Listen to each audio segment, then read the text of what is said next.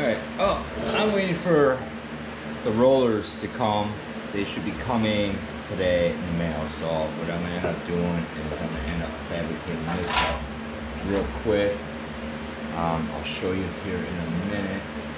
I could order a new one, but I want $100 for it, and I just needed to add some protection. So, and I remind you all that this was not originally my saw.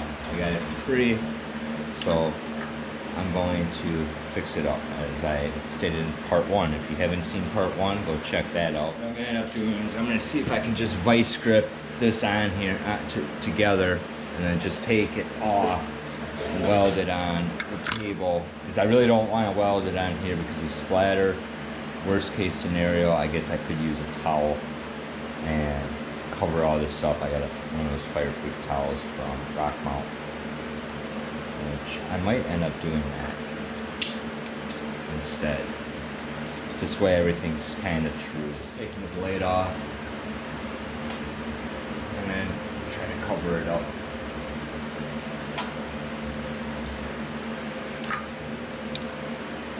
That would be the best option.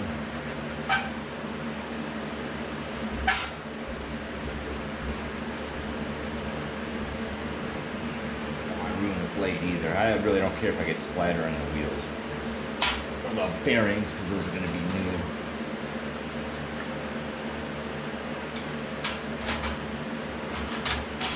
Let's put this to the side. I'll just take this whole thing off and just put it back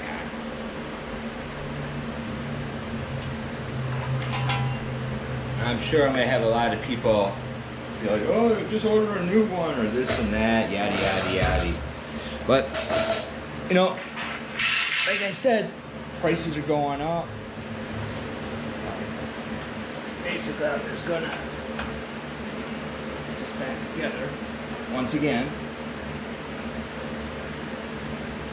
That first idea wasn't gonna work. I mean, I could have probably made it work, maybe, but then you're just gonna sit around. You're gonna be messing around. It was just quicker just taking this off, putting the rag in there, and then just redo it. So I'm gonna go change around my welder real quick.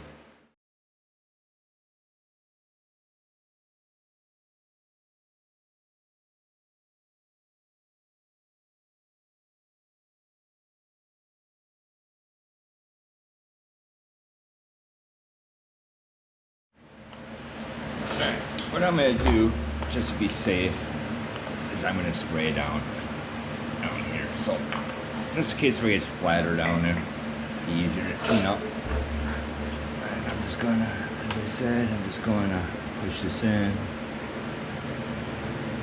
pull that out like so. I might be able to now get in there with pliers, just hold that. Or vice grips. Alright, what I did is I ended up taking the vice grips to hold that, and so all I have to do is just kind of push this side in and tack. So I'm just checking to make sure everything's good, nothing's in the way. So I think that'll work out just fine. I just don't want it to flop all around.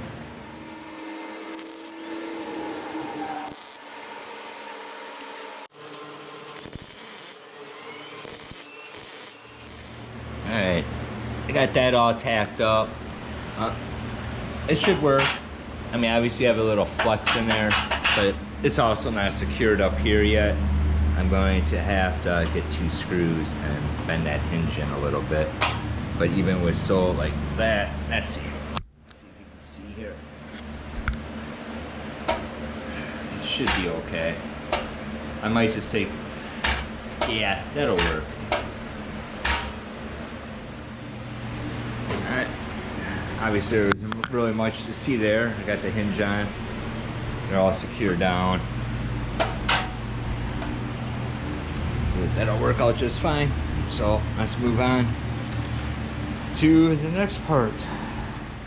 Now, like I said in the first video, I'm just gonna cut this out and then just put to replace it with some bolts. There, and there. So this way I'm able to turn it. I might put something around it, some tape or whatever around here, so this way it'll be more gentle on the hands. Because, you know, I want to be a hand model. So I'm gonna go grab the grinder. I'm gonna cut this off, but I'm gonna take the set screw off so I can pull this out.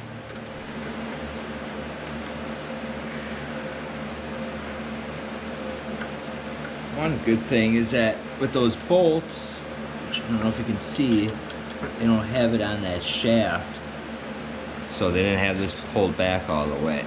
So now I'm just gonna have to pry this off. So because it's on there pretty tight, so see what I can do.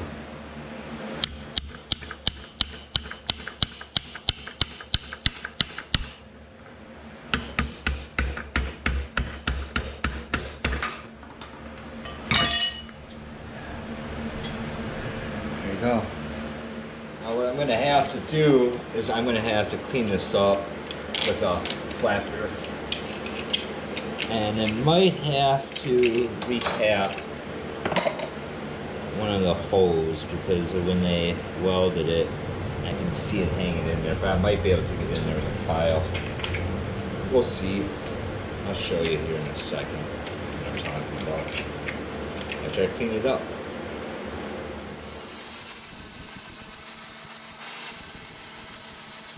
If you're able to see it, but right above where my glove finger is, it's just a little bit in there. I think I could just take a small file and just kind of knock that down, and or else I'll just have to re-thread it.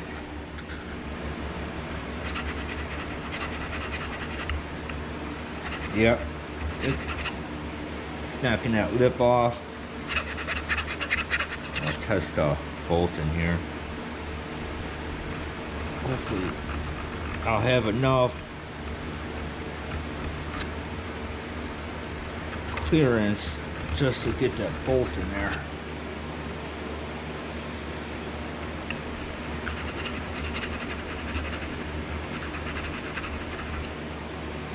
And all I'm doing is I'm coming at an angle because of that weld that I showed you.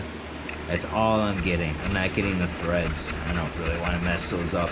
And I'm trying to avoid retapping them. So.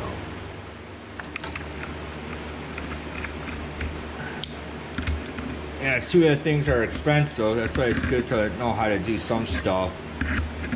You know, save yourself some money.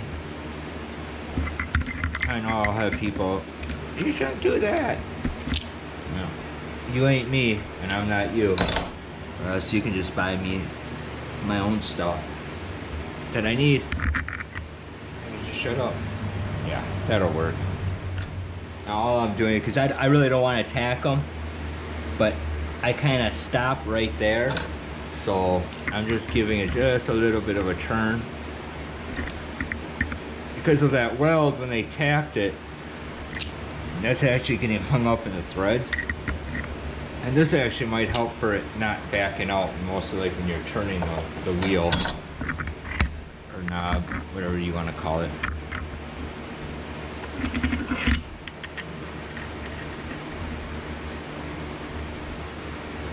See, I'm hung up on the thread there, or on the weld.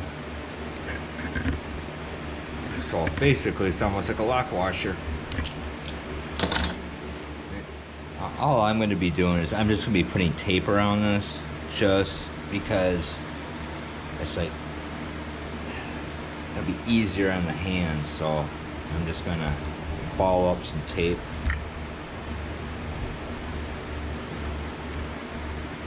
So when you grab it, and the points aren't going to dig in your hand most of them, you really have to clamp it down. I mean, it's going to dig, but you got some padding. So I'm going to do that with all 4 of them. Alright, that'll work. I might actually end up eventually putting tape down here, which I think I'm going to do because might as well just do it now because of the threads and everything. Otherwise, this will work. And it's not going to go nowhere, so wrap some tape around it, and this is done. So there, that feels a lot better on the fingers instead of it grabbing into the threads. Just checking for burrs around here, which I'll just take a file because I feel a burr right there and right there. So I'm just going to take a file and just file that down, just so this way, when you're in a hurry, you're not going to cut yourself or what have you. So and it's time to move on to the rollers. Okay, that's going to be it for part 2. If you haven't seen part 1, go check that out. Part 3 will be up shortly. Right now I'm going to go edit this video, so this way it won't be a half-hour video. And plus the bearings didn't come, so but by the time you see part 3, part 2 will be kind of old news. So thanks for watching. If you haven't subscribed, please do so, and follow, like, and share. I'll be putting up more videos, obviously part 3 pretty soon.